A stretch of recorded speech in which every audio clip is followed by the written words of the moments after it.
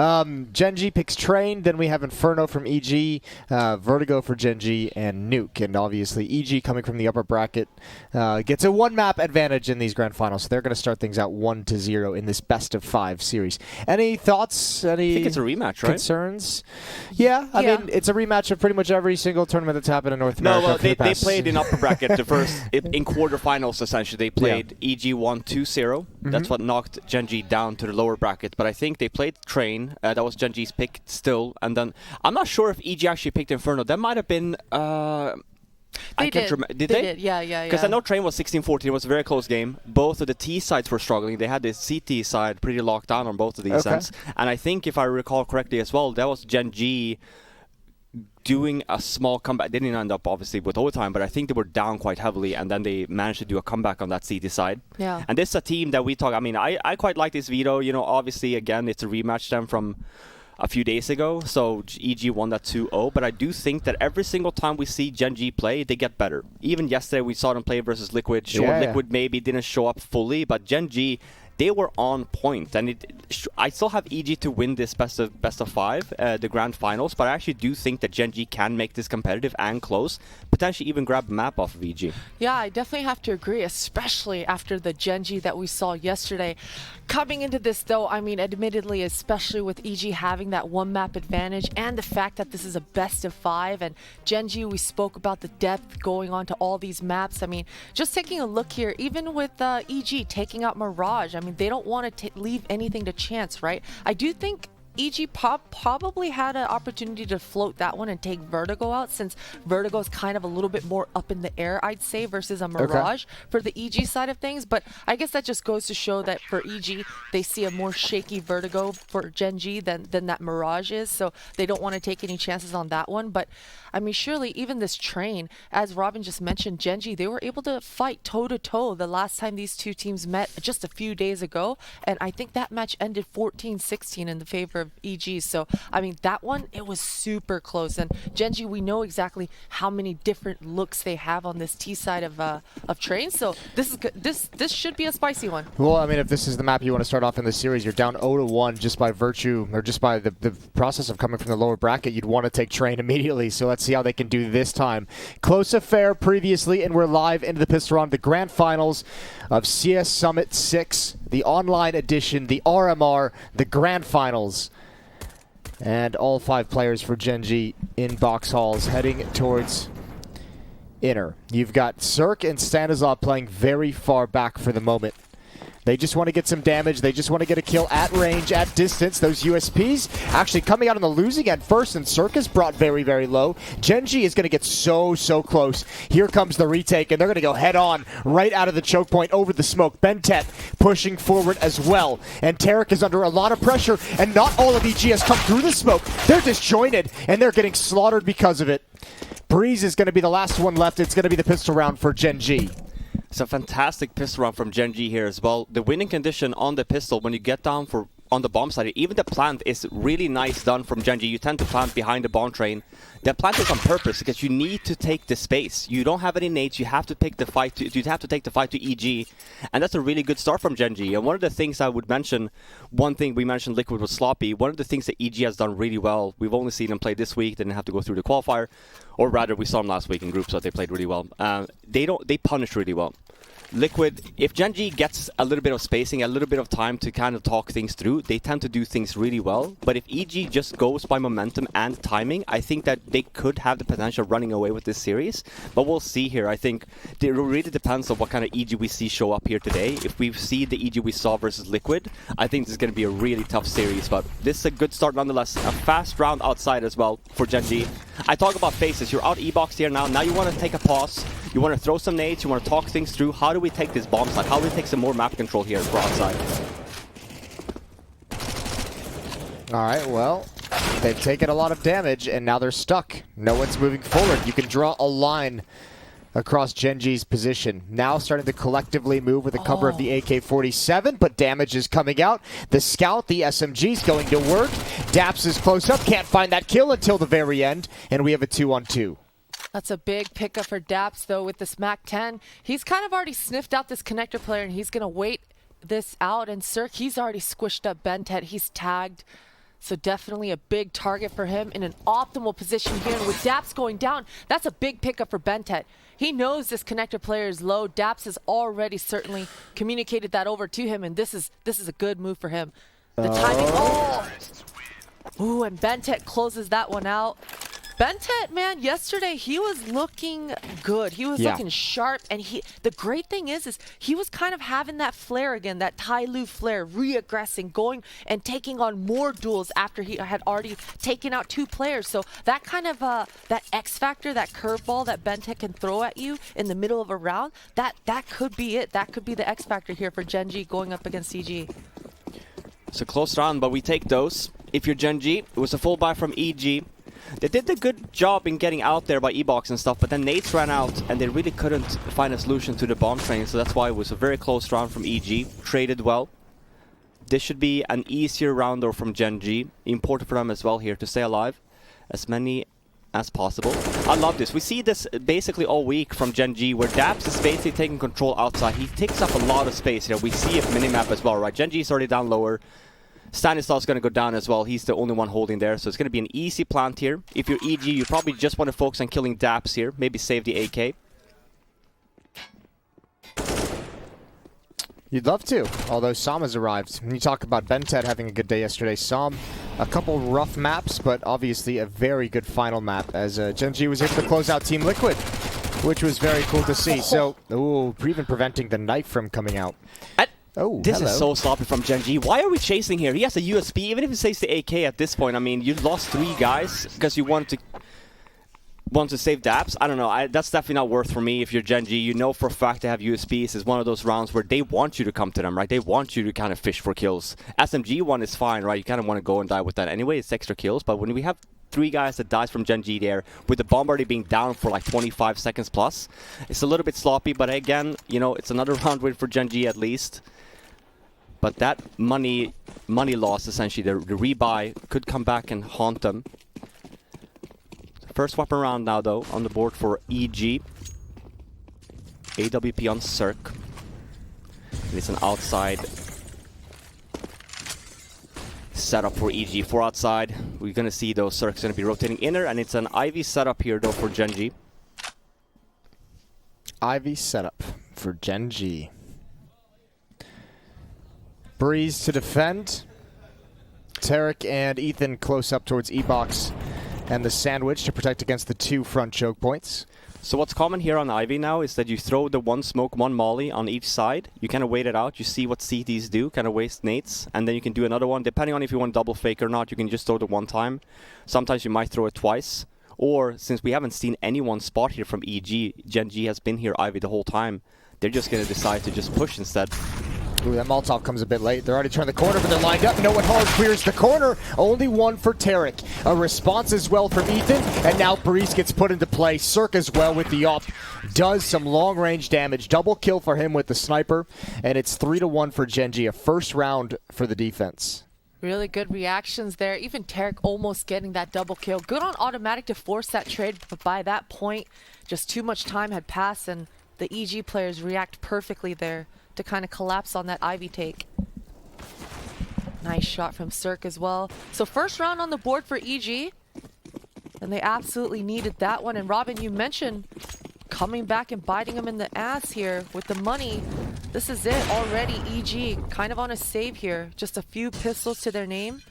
Salam's going to try to test his luck here towards ladder. Potentially a 1D angle for him. But EG, they're playing this correctly. Safely. Yeah, even previous round from EG, there was a defensive setup. We didn't take control of ladder. We didn't take control of T-Con. It was basically just like, hey, let's see what they have for us for the first round. And again, a defensive setup. We might see this more and more. I do like the defensive setups on train if you can manage to get away with it.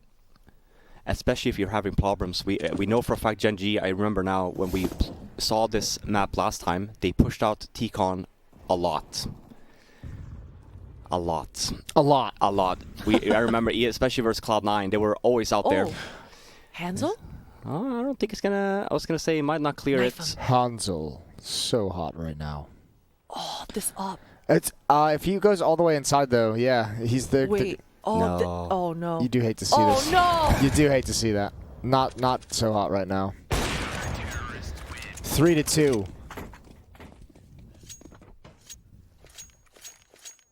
That's a bit of a surprise when your teammate is like, hey man, he walked right beneath you. 2-3. And look at the money still from Gen G. They bought some pistols, but they have 3.9k.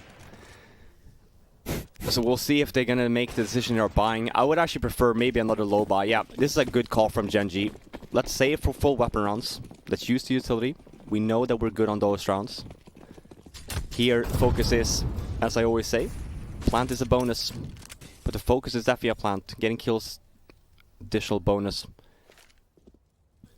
But we have nades here from Gen G, so getting a plant down here should not be impossible. Especially if Stan starts backing away into a bit more safety. When he was towards the base of the ramp, maybe you can trade him off. But here, he's got a bit more ability to just kind of hide once the hit comes in. Nade's going to do some work.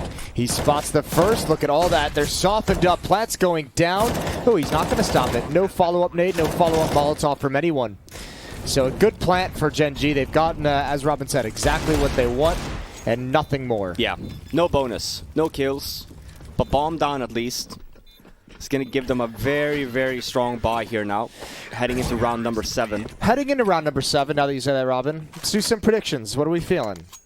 Let's do maps as well, since, you know, grand finals, let's up the stakes. Oh, this one's tough, because like now I actually do think that Gen G got off to a better start here, so I think actually maybe their T side will be better on this train side. Okay. Now, because it is essentially the first weapon round, I would have wanted to wait after this one to kind of see where we're at. Yeah, you don't get that luxury, Robin. I mean, I think that now we just see the pacing of EG. We see even the positioning as well. They're doing good job so far with these weapon rounds.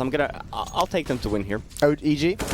EG, yeah. Okay. Yeah, Christine? I'm also, if Gen G aren't able to win train, I don't think they're going to beat EG Okay. on Inferno coming up as that second map. I think potentially if Vertigo was their initial pick, then things could have been a lot more spicy. So I'm going to take EG 2-0 here, to be honest. Okay. Yeah, 2-0, especially with that one map advantage. So you're saying Gen G, if they want a shot at turning this, they have to win train? They have to win train. Okay. They have to. Let me just talk about this round real quick. I love this from EG. We No, start Robin, off you can't do that. Well, I want to, because we're gonna ask for your prediction. You don't get away. You know, we're gonna come back to you. EG starts off this round by going aggressive Ivy, and I love that play, right? You kind of set the standard of, hey, we're playing aggressive. But you see that the swap after that aggressive push is made, even if Breeze doesn't go down, we can kind of set up here for, we go aggressive ladder, we retake another controller here as well, and we kind of then leave Ivy a little bit alone for the time being and kind of regain. And we see here how active EG is on this map, right? And that's exactly what I mean when we talk about EG or Gen G, where these are the things that they struggle with. When CTs are very active on maps and they don't have time to kind of talk things through and just really hammer things down. It's when they finally get a chance to finally talk things through and they hit the bomb sites and the executes. That's what they're really good at this week. But Gen G, or EG rather, oh, this is going to be tough today, I can already tell. EG, Gen G, a bunch of Gs. You're screwed. I am. But they've been just so active so far this map. Nice change of pace. This is a nice kill though from Kusta. Makes it a 3-on-3. And they do have the bomb site here now though, with some utility. How does they take that bomb site so easily with 4 defenders alive? That's pretty crazy. That's 2 huge lapses outside early on. I think Bentet crawling into connector previously with just a P250. Yeah, EG, they made the wrong read, overstacked towards that inner, and Stanislaw, this late lurk towards ladder might be everything. Som, he's got a lot of angles to hold, but ooh, he's aware. He knows. They could have just full defused this with a kit. There's Cirque. They know exactly where Som is. There's the hold. And good confidence in Cirque from Ethan. He's already on the 10-second defuse. Good a recovery. 4th round for EG. Did not need to be that costly, although it's not too bad. Is that a double op setup coming in hot? I mean, it's definitely not too bad. I mean, you mentioned it. I think the read here, because of EG, sure, when you get to 4-on-4, you get another entry, it's 4-on-3. Sure, you might not want to gamble as much. But I do love, again, you know, how active EG is. They're sticking together. They're rather, okay, let's just play retake instead. Let's just attack the bomb side. If they come outside, sure, you know, we feel comfortable in retaking that, even without utility. That's still okay in my book. I think that just the fact that, you know, you're getting the entry, you're still in that disfavor in the 4v4, being the CT side. So then fish for more, 4-on-3. Nice retake. And again, another Ivy push here from EG. It's Breeze again. He might go down this time around though. But again, just we talk about pacing, we talk about the mental state of the Ts. This definitely does some damage in the mindset there. They're going to be a little bit wary of wanting to just run Ivy for free. A bit of a failed jump boost, but Cirque gives Automatic another chance there. And Automatic says, thanks, buddy, I'll take that. Yeah, that was a couple opportunities Yeah. to find that kill. Breeze gonna back away, does not have his backup now. This is gonna start making some movements. You see it here already. Tarek, he's taking over this T-Con control. Automatic definitely has an idea of this possibility, but Tarek, he's in such a strong angle here. Not only just obviously the position and the information, but I mean the ability to hear footsteps towards Whitehall if they were to make one. Obviously being quiet and silent now. He can have a very fast flank though. 2 players inside still. And Daps is going to be on a lurk in Ivy. There's his smoke. He's starting to execute a fake towards that outer bomb site, but no one's shifting quite yet. Ethan and Stanislaw still holding strong. They've got no utility. They've got one flashbang to use for this hit, and here we go. Stanislaw, Ethan at the off angle. Good kill. Bomb is on the ground. Stanislaw needs to be careful behind him, and he's almost transitioned into that second follow-up kill. Ethan's fortunate to be alive as well. He's grabbed one, but too late to turn. And the bomb site is taken over. 2 on 2. Fast flank from Tarek here, though. I wonder if they're... Oh, the timing here. He was so quick. Tarek was the guy in team main as well, and he gets both of them. Genji did not expect that. That was great flashes, though, from Genji coming into the bomb site. Actually managed to get it well. Yeah, just unfortunately couldn't get any clean entries. Yeah. Both Stanislaw and Ethan were able to grab one before going down. Each of them went 1 for 1. I thought Som pushing through and forcing that trade would be enough in that 2 versus 2 post plant, but you're right, that fast flank from Tarek because of that early T-Con control definitely paid off huge for EG. But going into this 9th round, these are healthy buys for both squads. So much Double money on op. this EG side as well. And as you mentioned, double op. No op on the Genji side. They're leaning towards Ivy again, though. And this is a change from Genji, I think. If I do recall correctly, we didn't see him use Ivy a lot versus Cloud9. It was mostly T-Con and Ladder Room. That's a good entry, though, on Stan. That's one of the oppers down. But Genji should know this. The call is made, sure, Stan had an op, but where's Cirque in all of this? Where's Cirque? That's the next opper you want to find. But you also do know that he do tend to be that inner rotate. So with the man advantage, they're going to stick with the plan and continue out with this Ivy. It's going to looking like an outside split. 2 from T main, 1 ladder, 2 Ivy. You can see what EG's reply is to this. Defensive setup. And Genji, they threw that same exact lurk smoke that they threw when they hit that inner bomb site, but EG, they haven't budged. They've got a pretty decent setup towards this bomb train, and that's a huge pickup from Tarek. Breeze holding the line down here at quad. If Som doesn't clear this, he's in for a world of hurt. There it is, there's that first kill, and bomb even goes down. Cirque with a huge round so far. Oh, he never even realized Bentek was there, though. Bentek could deliver another solid victory up against Breeze at the moment. Over towards Ivy. What a shot, what a peek. And it comes down again, you know, we talk about the faces. Genji, they do such a good job early. They get that entry, they even get out Ivy correct. But then once you get out there and they're outside, that's when it kind of just stops for Genji. They have no more plans of like, oh, how do we actually get the bomb start? How do we actually get these guys out of position? You see again, Breeze, I think it was, in that little corner by Ivy. That's 2 times in a row now. No one has cleared that from Genji. They're going to, but because there's no nades, there's no one really helping to clear that bomb site and to clear that angle at the same time. So if you're an Ivy player, you're just forced to take a gamble. And it's because, again, we talk about the bad space, we talk about the teamwork. They can definitely tell in that round, for example, that's where Genji has been struggling. Are going to hold off this inner hit as well. Crossfire too strong. Well, this is, I mean, ever since the first 3 rounds went to Genji, EG grabbed control real quick on these gun rounds. They're looking solid today. Yeah, and I mean, just the money itself is kind of a testament to that. It's the fact that Genji, they haven't been able to get a lot of kills on the board here. We've seen them even making it all the way to this bomb site, right? A couple of good executes, making it very deep into that outside yard, but either way, EG's defenses, even if they're pushed back that far, they're still providing the frags that get him back into the round. And even this, I mean, Breeze, he's got everything covered. Everything's under control. 7 rounds on the board here for EG. And there's that op coming out from Automatic this time around. So definitely probably a slower round coming through here for Gen.G rather, excuse me, to give Automatic some time to find those picks. Make it a little bit easier for themselves before making it onto those bomb sites. Let's see what they've got. Plenty of utility. Kusta in T mid, 3 players out towards Ivy, a pretty standard default spread so far. Bentet above the ladder, watching for a box halls push, watching for ladder push, and even taking complete control by himself. Cirque's got such a deep angle into that T-Con. If Kusa's not careful here, if he's even just a little bit lazy, he's certainly going to get punished, and this T-Con control is coming through. Tarek, we've seen him here before, and he takes full control of that T middle once again. And he was very quiet once that pop flash came in. Yeah. Kusa never knew it was coming. Here's Cirque rotating back. 3 players in this direction. I guess the best opportunity here is for a split towards that inner site, wrap around the backside. Cirque is legged.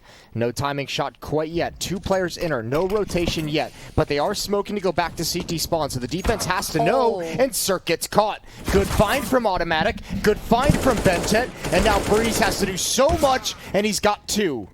Man, Automatic's doing so much into this round. Bentet, he's already got the inner bomb site secured. Automatic's gonna get the bomb down, but this double flank retake, this might catch Gen.G off guard a little bit. They still have to respect the possibility of CT spawn. Oh, they know where Automatic is there. Oh, good shot right off the ladder. Now Ethan, he sees the bomb positioning. Smoke goes down. Bentet doesn't have the angle. There's the tap. Bentet's going to have to get over aggressive on top of the train. That's the fight Ethan wants, and that's the one he's going to win. That round was so close for Gen.G. I just have to give another shout out to Automatic, man. He stuck so close to his riflers, forcing and enabling those trades constantly, whether it was at Ivy, whether it was at CT spawn, whether it was coming into the inner bomb site. But man, this double flank once again for EG, because they have so much map control, those retakes, that possibility has always been there for EG. Yeah, it's a shame, because actually there's some very cool ideas that Gen.G are busting out, but EG just always seems to be one step ahead, or at least able to improvise properly in a crazy situation. I think they definitely adapted there to split for inner. Kusta, I feel like, was a little bit aggressive in T-Con. I love this play from Gen.G. We saw this versus Cloud9. This is a change of pace from them. They've been playing this round very slow. It's the first real fast round we've seen from them. They do make it out. They lose 1 member. Nice shot from Automatic. This is out now. You want to take a breather here. Talk things through. Where do you want to waste the nades? Where do you want to take control? Look at Stan as well. He's already out behind the smoke. Yeah, and the problem here for Gen.G as well is look at the nades, right? They've wasted everything already, and now they're just at the bomb site, but they haven't cleared anything yet. So this is a great kill from Bentet. It's definitely needed. And even here, Bentet again. I mean, this is, again, we talk about the star player performance. This is basically Gen.G first week when they're not hitting the bomb site correctly, and it's star players getting the kills. Well, there's a nade and a flashbang on Breeze as he works his way up with the op. 1 player at E-Box, 1 player in CT connector. And they still need to force him out into the open. Now that time is getting very deep. There's the drop from Breeze, and he's looking straight ahead with the op. Flashbang is out, takes the blind shot. Kusta's got them both. A 4th round on the board for Gen.G, and they stop an 8-round run from EG. And that was, like I said, change of pace from Gen.G there. There was an outside rush, and I love that. They've been playing it very slow, and EG, as I mentioned, 2 pushes in Ivy there, taking a lot of space, and then we saw him push into T-Con the previous round, killing Kusta. So now Gen.G setting the pace up a little bit. And we can even fake this round now. We can even do the same thing. We can go for an off-peak as well. We can go down ladder. Because now EG then, for this round, we'll see what they kind of counter with. Usually if it's an outside, you kind of counter with triple nades to T-Con and stuff like that. And you kind of force them to fight. Or some mollies. We kind of see that as well on the minimap. And this is such a huge, important swing round for Gen.G. You just mentioned 8 rounds in a row, Jason. If EG lose this one, they're broke already. So Gen.G have been doing a good job, but man, 3 opening kills for EG into the round, and Tarek, he's just gonna go for more. He's even low. but it doesn't matter. Taking out Som and Daps, man, he's got a MAC-10. What can you do? I mean, that's Tarek feeling it, and he's having a phenomenal game so far. We've seen him push into team mid as well. He's handling most of the initial contact outside. He's stamping his name down in the T-con area. It's costly to get him out of position. 4 kills in the round as he even pushes all the way up to Whitehall's. 9-4, and Tarek is sitting at 13-8. Circus 15-7. Breeze is 13-6. It's a good read here from EG. They go aggressive again. Even look at setup, right? They're passing on Ivy this round. They have no focus on Ivy. The focus is definitely to take T-con control to get Tarek in there. And then obviously we see Gen.G maybe not trying to do the same thing we saw the previous round, but maybe doing it a little bit slower on timing. But it's a good read by EG and a good counter. That's the one round, did not string any more together for Gen.G, so they're forced again on a save, or half buy at that. Pistol and half armor, no nades. So we need to see some nice 1-digs here. If this is a round that Gen.G wants to turn around. Chris is going aggressive, trying to get his timings with the Ivy players. He does take out Ethan, but he's so low, man. Yeah, he's able to do some damage to Breeze, but that's it. That's an easy round for EG. And we basically mirror last game that these guys played in that quarterfinal at the start of this week. I think it was 10-5 in favor of EG then on that CT side. So 10-4 currently. We'll see if Gen.G can pick it up last round here. It's a good buy at least. Automatic with an op again. Double op setup though for EG as well. One on Breeze. He had a good spawn towards Ivy. But he's not going to go aggressive. He's just watching for the push outside. Potential outside rush again, but that's not going to happen. Gen.G is making the way inner. And we haven't seen that a lot from Gen.G either. The inner executes. It's been hard for them, I think, to dig into the playbook. Yeah. Tarek's there again at the point of contact. Like, when nothing is going right, how are you going to be able to just switch things up? You're still just kind of running into a brick wall. It's really just EG making the reads here right now, and Gen.G falling for it. That was an early aggression for EG inside with 3 guys. The fact that Stan gets away here as well is absolutely insane. 11-4 is looking very likely here. I was thinking like someone was going to fall back and they'd flash for him and then he could peek and... Oh dear, that started to look silly towards the end of that half. 11-4 lead for EG at the halftime break. We'll be right back after a couple minutes and we'll see how this one concludes. Stay with us.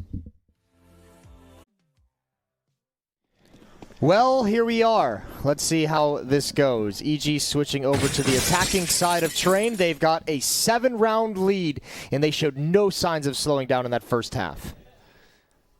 2 sets of buys here for EG. Stan is looking to fake over at Ivy with some nades. Decoy is thrown first. He has a smoke and 2 flashbangs at the same time, though.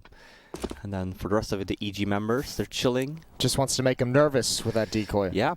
I had a thought about the decoy the other day.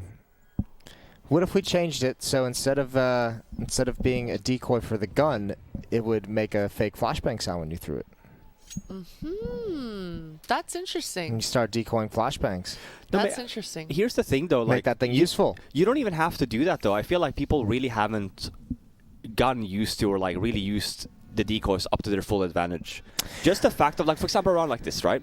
You have $150 extra. You know that PCTs like to buy flashes at least sometimes. You can use that as a fake flash, you know, and peek with it at least. You can have 4 of those on this round, for example. It doesn't have to be the pop flash. It can just, you hear the pin being pulled, right? And that's when you have the fake of a nade. Okay, well. But I'm talking here, but EG is just destroying this outside bomb site. Yeah, I don't think any fake flashes were going to help there. I don't even think they needed it. Good kill from Cirque. Som is the last one left. And now pushing up, he's got a nice headshot on Cirque, but it's a losing battle, and he doesn't even realize he's lost already. Maybe Gen.G needed the decoys. Yeah. I'm just saying, we haven't. No one really has been using decoys at all. You know, they just throw them think it's somewhere and just be like, because- shoot. I'm actually with you on that one. I think As soon as you hear the pin, if you're close quarters, that's what people say as well. Like the fact that like when you pull the pin somewhere and be like, oh, I can already hear Jason the nades wants coming. the OP decoy. Yeah, you don't and need the Robin's OP. saying The only decoy's thing- already got the value, baby. Exactly. People Yeah. just don't use them here. So- Same thing here. You can buy a decoy on Tara. Am I you can going to buy a expect decoy- to see Dignitas from now I've been on trying, pulling dude. decoy pins? Teaching old dogs some new tricks. The decoy is very down on the Listen. list. With all the flack I'm getting right now from you two, I feel like that better be We're a getting Dignitas there. strategy. We're getting there. I've tried, man. We're getting there. Trust me. I want to incorporate them. We'll see eventually. It's a double scout buy here from Genji. On train, I love this double scout buys on this round because putting the pistol stand on close quarters and you have the scouts kind of make the plays. Obviously, again, they're not getting any payout. I think EG here, I talk about the phases, right? They come out of ladder, they come out T-main, and then they pause, and then they aim, right? They wait for the smokes, and then they talk about it, and then they just continue. That's good pacing, and they're talking to each other. They're making sure that all the grounds are covered as well, so when I move forward to the bomb site, I know I'm not getting shot in the back.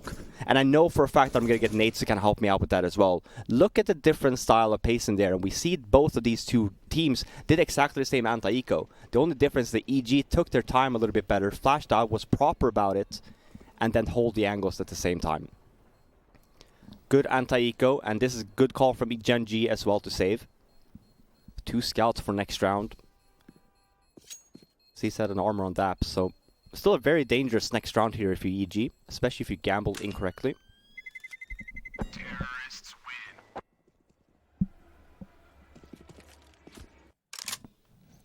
Well, 13-4. EG just 3 rounds away from taking the first map and being 2 maps up in this series. Yeah, 2 maps up right away in the matter of 30 minutes. That would be... This has been a pretty quick map so far. Yeah, that would be incredible for EG's side of things, especially at the rate that they're going. The momentum definitely seems to be on their side, but this is certainly Genji's chance, potentially, with the 2 scouts. They were able to actually squish a couple of EG members up the last round, but everyone just getting gushed out so early on didn't really give them any opportunities this time. A lot of action towards this Ivy, and Brown Hall's control are ready for EG. This lurked smoke being thrown out. Yeah, I mean, EG already applying so much pressure. I mean, this isn't even anything crazy. They're just trying to force a reaction, see if they can get any information, force out any utility. Oh, well, there's a good. reaction. That's not Yeah. bad from Daps, getting a bit crazy. Not going to get away, though. I don't know, Daps, he took a bite and he wanted the whole thing there. He got a kill, you know, but You give a mouse a picking cookie. Yeah, picking up the gun, that's, come on. He You know wanted- EG's going to be there to wait for you there. Come on. You know, someone's going to be ready for it. But a good pickup nonetheless, a good opening kill.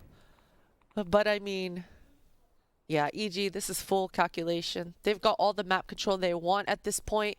Now it looks like they're just meeting back up towards this inner. It's going to be a set piece. Although, I mean, at least there's 2 players here. There's They're a going to be third all one. here. Kusa's Seven's going to be very arrived. quick on the flank too. Yeah, well, they just need to get a kill quick, and that's not going to happen. So I'm not able to protect automatic at distance, and now the danger goes away. Kusa's here. A tag Unless- around the smoke. All right, calm down. Not everything's going to get cursed. Ooh, that was almost a nice blind estimation. That was actually really close. That was freakish. You could see Bentet coming in with the USP. He might be able to grab that rifle. And he's going to make something happen with this Galil. This is being watched, though. Oh, the timing. They just looked away. Now, not so doable. I was getting ready to build that one up, but nice shot from Cirque. Yeah, Kusta, maybe? No. It's a good eco round at least from All right. Genji. 4 kills. Yeah, you're happy with that, I guess, all things considered. Yeah, best case. Even right? even as successful as it is, though, at 4 to 14, it doesn't feel like a whole lot. But you do just have to like kind of lie to yourself and say that you've set things up for the future. 10 rounds behind is Gen G. Up in the hands of Automatic. They've got M4s as well. Plenty of utility to get through whatever they want. No kits picked up on the CT side. Not enough cash for that. And Circa's now up to 22 kills. Bentek could have foregone that helmet Yeah, But we he had some. didn't. I was gonna say we could All definitely right. Don't afford need to name a kit names. here. We can throw out Daps in there too in the mix, Yeah. but we could have definitely afforded ourselves a kit here on the CT side. All right. But because of that, it's something to pay attention to at least. And that call should be made from Gen G as well early. Of like, hey, we don't have a kit, so let's pay attention to that, especially for retakes and stuff. It's an outside setup though for Gen G. They've taken somewhat ladder control, that's the focus. One close towards him as well. It's kind of a Fnatic setup, except for Som is by Ivy. Usually if Som moves for inner, it's technically the Fnatic setup, but instead we do see automatic move there instead. But it's not an aggressive play for outside here for ladder room. And then Som then actually falls back now. This is a complete read. Yeah, I mean, this is a really good read here from Gen G. I was going to say, this is a really defensive setup here. I wonder if they have this read for EG now. Then they're about to hit the bomb site. Automatic with the first, and everything is Molotov'd. Everything is smoked. And they just come to a halt. They don't have an extra smoke to kind of block off the molly. Oh, that's not ideal. Well, here we go. 3-3. Cirque is now involved in the action. Stanislaw as well. One jumping on top. Can't win the fight. That's Daps to take him down. And Breeze is stuck for the moment, but he finds the courage to back away safely. Now Cirque can grab an angle. He has the AWPD box, and that's a rotation coming in. Bentet over eager. He goes down. Bomb being planted as well. And a Molotov is going to hold back Daps for the moment.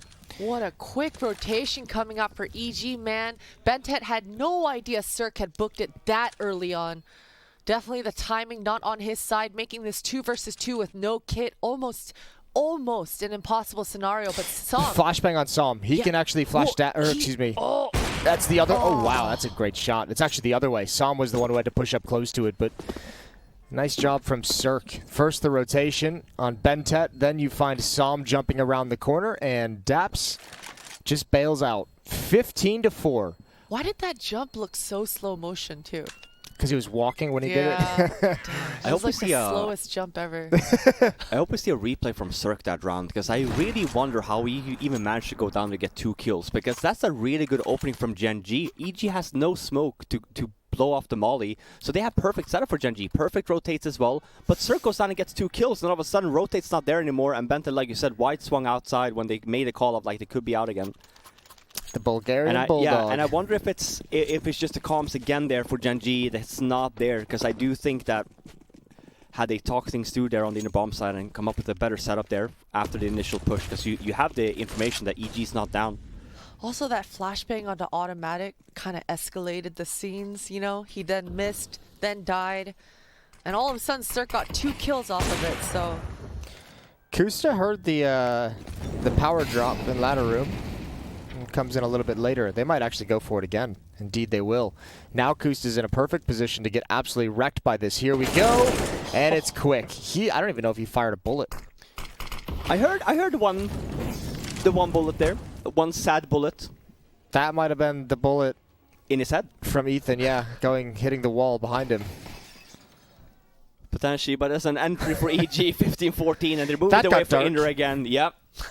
I mean, this is so tough for Gen G. You have to take space here. You have to actually do something, because we see here as well, even for the retake, there's no nades left on Gen G side. And this is what we've been seeing, and it's such a shame we see this for this series here versus GEG. Look how passive they are, right? They're basically like just turtles, so like no one's making a move. It's 4v5 and no nades. At least now the rotate come in from Bentet. What he's supposed to do. I mean, he needed to. He had to do something. I appreciate it. I like the play from Bentet. It's just, how pissed are you going to be if you turn the corner and Stanislaw's looking for that exact play? Cirque takes him down as well. 16-4. It's a speed run. EG take map 1. And that was from a 16-14 from the last time we saw them play. Gen G does not get the second half up and running at all. And that's a quick one, 16-4. That's a beatdown of epic proportions. It's been a minute since I've seen something like that. So congratulations, Evil Geniuses. They're on up 2-0. They came from that upper bracket, so they started up 1-0. 2-0 for them in this best of 5. One more map and they take it. We're gonna do a break, and then we'll be right back, and we'll start getting into the next map of the series.